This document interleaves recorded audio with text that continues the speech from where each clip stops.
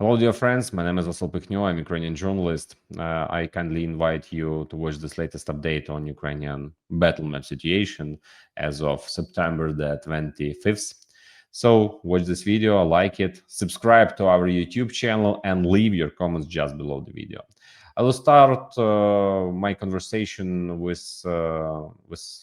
description of some deep strikes which Ukraine makes really successful deep inside Russia just during the last few days. Let's begin with that. The good news concerns a strike on the territory of the Russian Federation. This infographic you see on your screen shows the strikes over the past 3 days, from September 22nd to 24th inclusive, that is, from the day before yesterday to yesterday inclusive. 9 different targets on the territory of the Russian Federation were hit by our long-range forces. 9, my friends, that's a heck of a lot, and now I'll kindly list for you these targets that were struck starting from September 22nd. So on the 22nd, there were mainly 2 targets, Kanevskaya, the Kanevskaya traction substation in Krasnodar Krai, and the Astrakhan gas processing plant. The next day, on September 23rd, the railway infrastructure was targeted. 2 electrical substations, Elgov in the Kursk region and Krasnaya Yaruga in the Belgorod region. In addition, a railway infrastructure facility in Valuyki, Belgorod region was also hit during the night of the 22nd to the 23rd, so in total 3 railway facilities in the north were targeted. On September 24th, that is yesterday, as many as 4 targets were confirmed hit by the General Staff. These are the incidents that occurred overnight. First and foremost, these are 2 oil pumping stations, Kuzmichi and Zinzivatka, both located in the Volgograd region. These are very important facilities that are part of the oil pumping system running from the interior regions of Russia to the southern regions, to the Black Sea basin, to the Black Sea coast. In other words, this is damage to those pipelines, roughly speaking, that lead to the southern regions of Russia, from where oil is loaded onto tankers in the Black Sea and shipped for sale to various countries around the world, including China and Turkey, which still buys Russian oil. The destruction of these oil pumping stations reduces the capabilities of the Russian Federation. Ukraine is imposing the world's best sanctions on the Russian economy. In addition to the 2 oil pumping stations, the Frunzinskaya traction station in the Belgorod region was also hit. This is the 4th time in 2 days that railway infrastructure facilities in the north and energy infrastructure facilities in the south have been struck. Gazprom Neftekhim Salavat in the Republic of Bashkortostan, located 1,500 kilometers from the Ukrainian border, was also hit. This is one of the largest Russian oil refineries and petrochemical facilities producing more than 150 different types of oil products. Fantastic. I'm simply thrilled by the sanctions our forces are imposing. Besides this, we shouldn't forget about the strikes that have taken place along the eastern Black Sea coast, targeting Russian ports in the Black Sea region. So yesterday, among others, Novorossiysk and the port of Tuapse were attacked. Here, Novorossiysk is currently the main base of the Russian Federation's Black Sea Fleet, but mainly most of the attention was drawn to Tuapse, because here the pier was attacked by naval drones, a very interesting attack, since the strike hit the oil loading pier, where they ship mazout, gas oil, and high-sulfur diesel. After that, all these products are transported to Turkey, China, Malaysia, and Singapore. In other words, this deprives the Russian Federation of transit and export opportunities. Besides that, as for our naval drones, frankly speaking, the Russians can't really do much to counter them. So, my friends, there have been such strikes. I've counted basically 9 plus 2 more yesterday. That means 11 important Russian Federation targets, economic and military, are being hit by our long-range drones. And that's just wow. And this is the main point I want to draw your attention to, because the strikes happening deep inside the Russian Federation are now the most crucial in the course of the fighting, since there aren't that many changes directly on the front line. Although the intensity of the fighting is quite high, the Russians attack our positions more than 150 times a day, there still aren't many changes on the front line as such. Yesterday, I paid very close attention to the Novopavlivka, or rather the direction at the junction of Donetsk and Dnipropetrovsk regions, specifically in this area, because things are not going well for us here. First and foremost, due to the high concentration of Russian troops compared to the low concentration of our own forces, the situation here is close to being very threatening, in fact, on this Novopavlivka direction.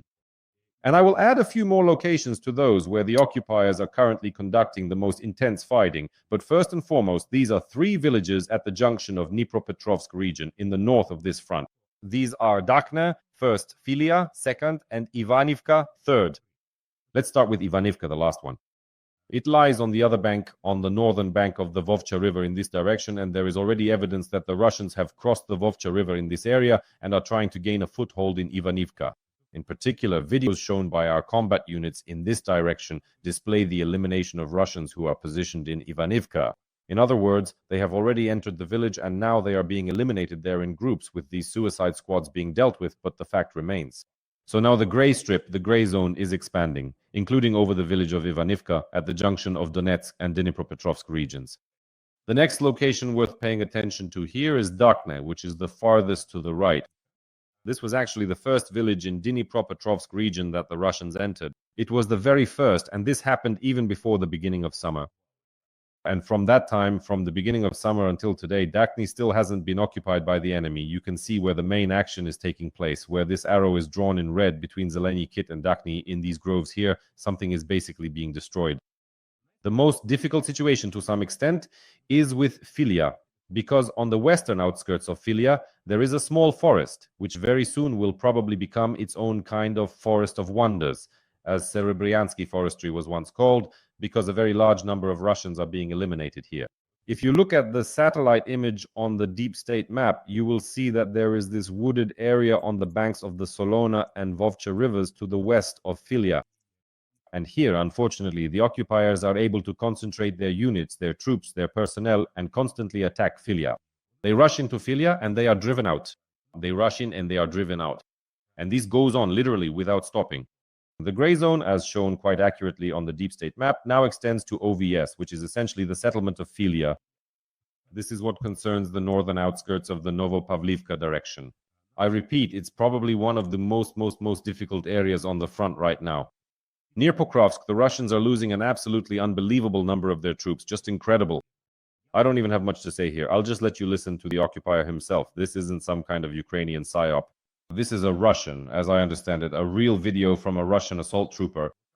I trimmed it a bit because he shows a lot of the bodies of his so-called comrades, but listen to what he says. This description of the situation by him doesn't need any further commentary to convey the state the Russians are in near Pokrovsk. They're like demons. They're honestly just ready to die in droves. They're willing to sacrifice an entire army just to take Pokrovsk. So anyway, pay attention to the footage. This is Valery Sirkutsky, Nakodinsky, Donetsky, Ofinsky, reporting from the intensely contested Pokrovsk direction. The sudden, brutal assault caught everyone completely by surprise and immediately drew significant, unwanted attention. There was absolutely no organized evacuation, and tragically, no functional communication either. No one is providing any answers during the subsequent, desperate interrogation. And here, amidst this horrific scene, we find only the dead. There were more than 20 brave individuals. I am, astonishingly, the only one left alive. Guys, please do not come here to Ukraine. Do not engage in this brutal, unforgiving fight. This is unequivocally not our war. Please, take a moment to deeply think about your beloved families and about your beloved children, about how very much you truly love them. You will undoubtedly leave this place in black bags. I have personally been through so very much, stepping over so many lifeless corpses. This, my friend, is nothing short of a complete massacre. Our command, they are truly nothing but bastards and absolute idiots. They genuinely do not give a single damn, Danitz. You, my dear friend, signed the contract. To them, you are merely just a number, just worthless garbage. That is absolutely all you are. They only ever think about themselves and their own well-being, and they genuinely do not care about any of us, Danitz. What, oh what, will ultimately happen to me? I'll probably end up the same way too. Every voice matters. Join our community, support independent journalism and help us bring you the truth from Ukraine.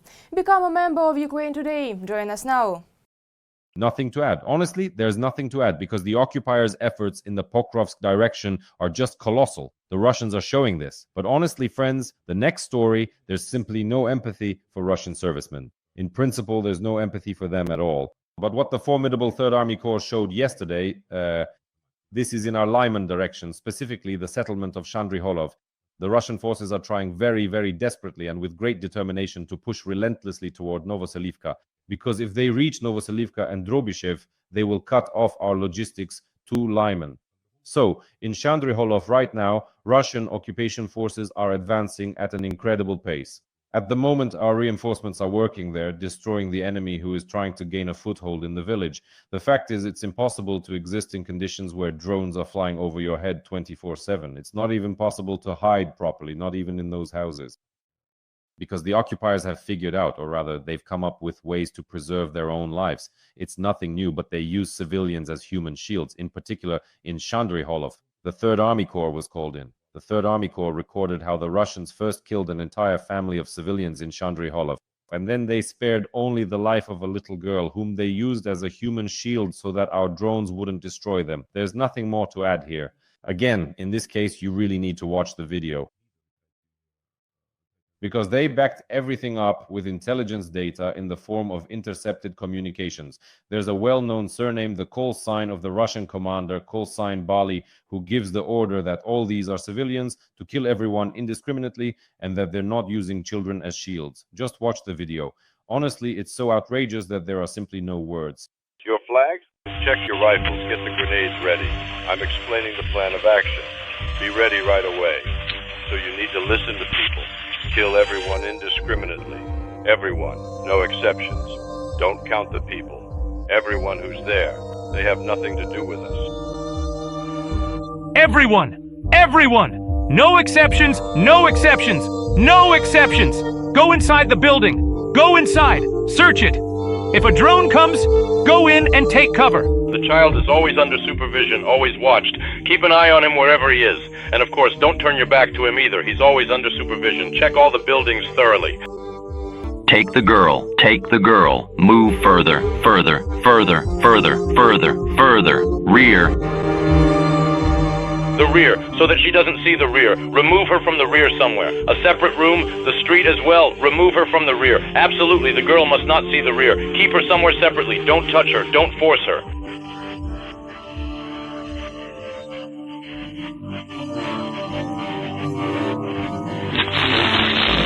They say truly don't ever offend the young girl, because she is in fact their invaluable human shield. She is absolutely their protective cover, which genuinely allows them to take something significant, to advance strategically in the critical area of Shandryholove. Then the question arose, why isn't Russia advancing? In particular, this is one of the reasons. This is also an answer to all the civilians who remain, who continue to live on the front line. Unfortunately, you can see how it all ends. Yes, this is yet another war crime by the Russian Federation using the civilian population. But yes, these are the Russians. The world doesn't even understand what kind of plague this is. They don't even realize it. Unfortunately, this situation with the use of civilians as cover also applies to the Lyman direction and the Kupiansk direction. In general, I'll say a few more words about Lyman, although honestly, after something like this, it's hard to talk at all. The situation is getting worse in the Siversk direction, Siversk, Dronivka. To the east of this settlement, Russian troops have already been spotted, in particular on the deep state resource. You can see this video where the occupiers are positioned to the northeast of Dronivka as recorded by a drone. And even Deep State posted this exclusive video showing the presence of occupiers in locations near Dronivka around Siversk. It's tightening. I don't want to call it a ring, but it's tightening. The situation around Siversk is getting worse. The next video is from the Apache unit of the 81st Airmobile Brigade showing a strike. They drop an anti-tank mine from a drone and it explodes right inside a shaft pipe in the Siversk area where the occupiers are holed up. Now we'll switch to the map and I'll show you the exact spot where they're entrenched. The vise is tightening slowly but surely around Siversk, and this is also a very alarming and unpleasant situation. If we look at exactly where on the map the Russians were positioned in the Siversk area when the drop happened, it was right here. The enemy is present in all these areas. You can't say it's a completely red zone, but it's definitely an area that's unfavorable for us. So, to sum up, there are excellent strikes deep into Russian territory, and this is now a special aspect of the war. There is stagnation on the enemy's side along the line of contact. There are a few directions where our situation is more or less stable. These are Lyman and Pokrovsk. Things are getting more complicated there, but for the occupiers it's also starting to become difficult, especially, in my opinion, at the junction of Donetsk and Dnipropetrovsk regions. It feels like in the near future we will be stopping much more often to talk about this. On that note, I'll end here. Thank you for your attention. Friends, take care of yourselves and all the best. See you next time.